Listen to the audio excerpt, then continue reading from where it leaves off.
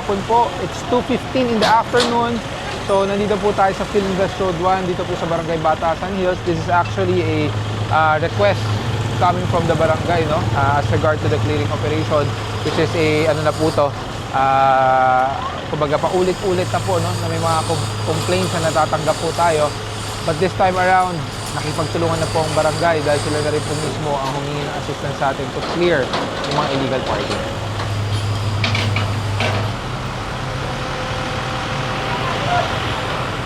Oxford! Balik agad ah! Ma'am, sa susunod po ah. Ayan na, hindi ayan na po. Kumakain lang po. Opo ma'am, pero ayan po, tow away zone po. Ha? Kahit kakain po tayo, para hindi po kayo maabala ng ticket. Ha? Kasi ayan na po yung sign natin, malaki na po. Sige, pakialis na lang po kaagad. Kasi manamig. Pakialis na po ha.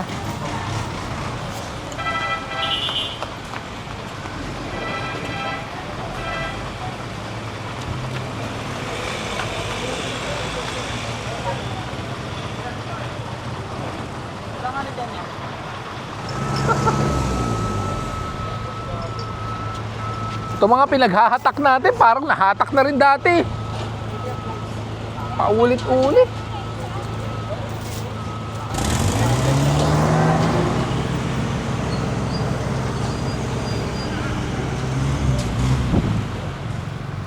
Parang nakuha na to dati. Bumalik na naman. Ano ba yan?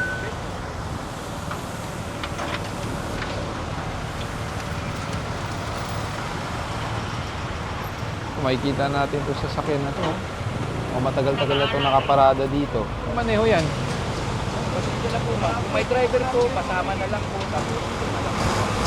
Kasi kanina po po yan. Patingin na Parang sa pagkaalala ko parang nahatak na po ito dati. Ay, hindi pa po, sir. Ngayon Hindi pa po ba? Opo.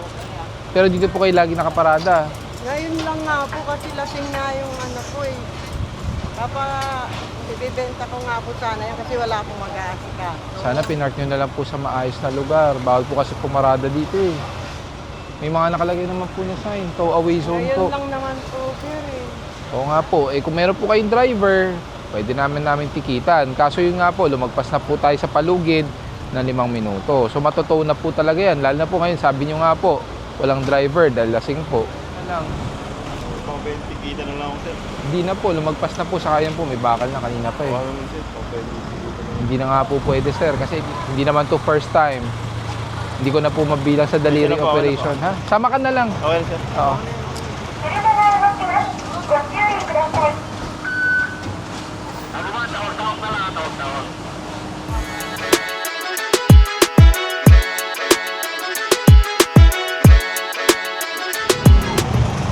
Yung isang skog, nasa na kayo? Sige, double time ha, double time. Nagpapabaklas na ako dito. Pakialis na po yan. Pakialis po. Nay, napagsabihan ko na kayo dati pa. Sabi ko, wag po kayo dyan. Diba? Eh talaga, paulit-ulit po tayo ha. Ay, kasi po, Sabi nyo dati, makikiusap po kayo doon sa loob. Umpisahan nyo po natin, tanggalin na po yung iba. payungan po. Opo, yung iba po, tanggalin natin. Kailangan nyo po ba ng tulong para may iusog natin to? O, tulungan nyo to para iusog. Kung gusto, kung papayag yung guard. So, magandang umaga po. 9:30 ngayon. Nandito po tayo sa Rojas Boulevard Service Road. Meron pong complaint. However, even without the complaint, this is actually part of a as I said, service road na dapat wala pong mga nakahambalang sa bangketa and also ang mga kalsada po dito. Kunin nyo na yung mga payong.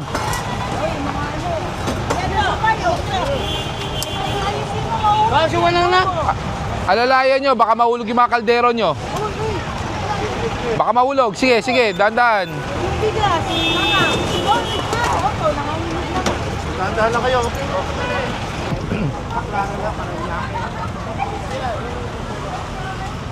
Picture nyo. Hindi naman ginawang ginawang tambakan na yan, oh. Station daw sir, ginawang... Hindi, ah. Eh, bakit ganon? Tambakan. Picturean nyo. Tapos tanggalin nyo.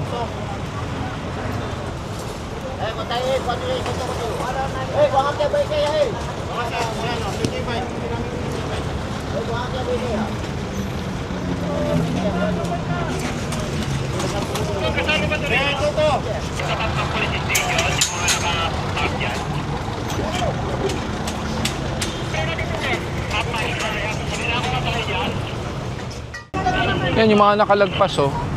Hindi sila pwedeng lumagpas sa yellow line.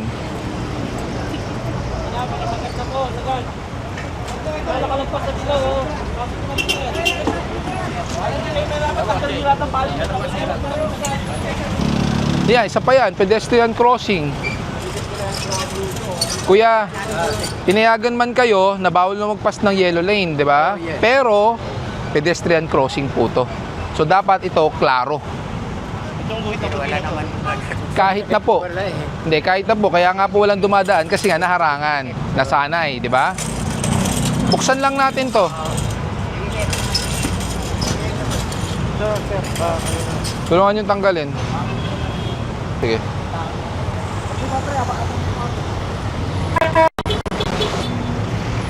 So makikita po natin no, dito po sa kabaan ng service road ng Rojas Boulevard, makikita nyo yung mga sasakyan, nakaharang na po sila sa sidewalk. Although, bawal naman po talagang pumarada dito except on syempre during Wednesdays dahil meron nga pong simba as a due consideration para po sa mga nagsisimba nga po dito sa Baclaran. But then again, on the other days, wala po dapat nakaparada dito. And makikita nyo naman po, during those days na inaalaw po ang parking, dapat po hindi po hinaharangan ang sidewalk tulad po nito. Ito po ay sidewalk. So ito po ay nilalakaran ng taong bayan. Hindi, wait lang po. Relax lang po muna kayo. Sino po pumayag na pumarada po kayo dyan? May nakalagay po sa kanya parking. Tapos tawag po ng tawag sa amin. Okay. Okay, ganito po. May inisyo po bang ticket? Wala po. May binayaran po ba kayo? Wala po. Pero sabi sa amin, pagkatapos nyo po, pagbalik nyo po, Magbabayad. Okay. Okay, ma'am. Ganito po. Unang-una, ang mga pay parking po natin, dapat merong resibo po yan. Ang mga parking attendant, dapat naka-authorized uniform po mga yan. Ngayon, ipapaliwanag ko po sa inyo. Makikita po natin doon, nakalagay po, no loading, no unloading, no parking, no waiting. Okay? Pinapayagan lang ang parking po dito temporarily during Wednesday dahil nga po sa dagsa ng tao pag may simba. Aside from that, kung mapapansin nyo po, ang sasakyan nyo po, sumagad na po kayo sa bangketa, sa sidewalk. Yung po ay nilalakaran ng tao. Sabi, hindi po Sino- talaga sino- kami. Iniiwasan po kasi yung... Sino po ba ang driver? Sino po ba ang driver? Okay, ma'am, may lisensya naman kayo, di ba? Okay. Pag meron tayong lisensya, automatically alam po natin dapat yan kung ano mga basic rules and regulations when it comes to parking.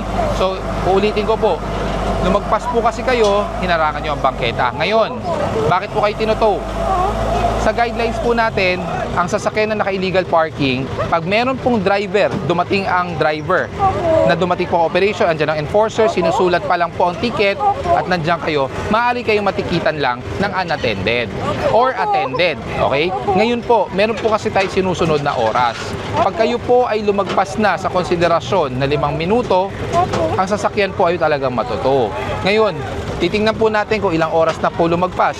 Pag ito po ay lumagpas sa 5 minuto, matuto po talaga ang sasakyan. Hindi ko po kayo mapagbibigyan kasi makukompromiso po tayo. Sasabihin po ng mga iba, unfair naman po tayo. Kailangan natin sunod. Naniwala lang po kami sa lalaki kasi So, hindi namin alam eh. Yun nga po. Wala naman po kami alam na. Siyempre, naniwala lang po kami sa ano. Ganito po. Biyahe po kasi kami ngayon eh. Pauwi na po kami. Pauwi na kasi kami ng Taga saan po ba kayo? Baguio po. Baguio. Pero dito po ako nakatira eh. Sa dadalhin po yung sasakyan. Nandun po yung laptop eh. Teka lang. Sa laptop po namin. Opo, hindi po masisira. Hindi po masisira. Wala pong mawawalang gamit. Lahat po yan secured. Ngayon, ganito po, para hindi kayo mahirapan. Papayagan ko po kayo sumama na sa sasakyan nyo para pagdating po sa impounding area, hindi na kayo mahirapan ilabas. Kasi pag hindi po kayo sumama, pag naipasok po sa loob yan, baka maharangan po kayo ng mga ibang sasakyan. Para mas mabilis, pwede po kayo sumama. Hindi po, ano naman po yan, secured naman po ang sasakyan nyo. Kung gusto nyo pong sumakay, pwede naman po kayong sumama.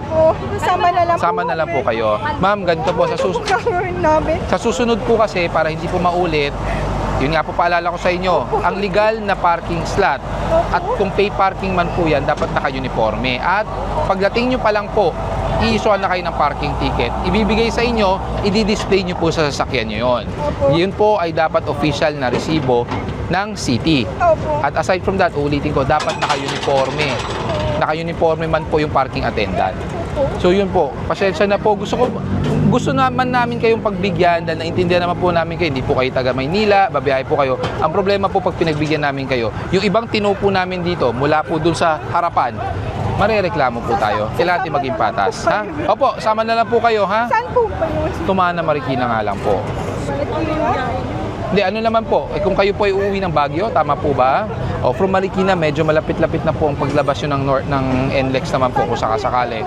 Sasabi na, Opo, wala pong mawawala dyan. laptop po eh. Apo, hindi, ma'am, okay lang po, ma'am, okay lang po, hindi naman po bubuksan pa yan. Kasama na kami. Opo, yun nga po, pwede kayo sumama, yung mga gamit wala naman pong mawawala, okay? Tow truck, towing! Pa-assist sila ma'am, sasama na lang. Sasama na lang. Babo ng ilupa to. Pareho sa akin. Ha? Pareho doon sa akin. Ah, Yung Zenix. Ay, yan yung parang iyat na sila maayos.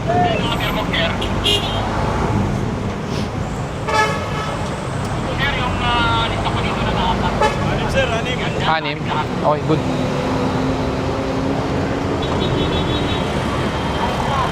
Swerte si iCar kasi electronic handbrake yan eh. Ano to? Electronic, mahirapan maano yan. Pag hinatak yan, gaganon-ganon lang yan. Gaganon-ganon lang yan.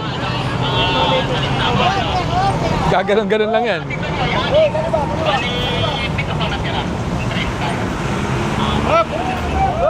Klaran.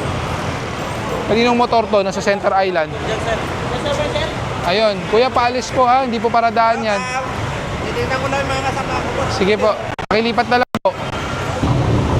Mga motor, paalis.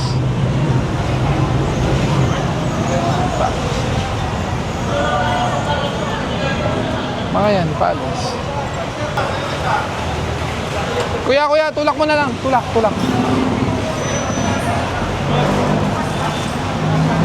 Ilalim.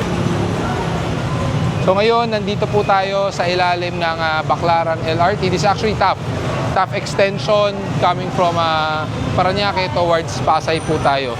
So you can see, no, malaki ang improvement as compared to years back. So magandang development. It's just that kailangan talaga consistently because medyo nasanay pa rin po yung mga kababayan natin. Ayan, may mga paunti-unti pa rin mga kalat. So we just have to enforce it ng strict. And syempre, yung disiplina, ipairal natin. At unti-unti naman matututo rin po yung mga kababayan natin.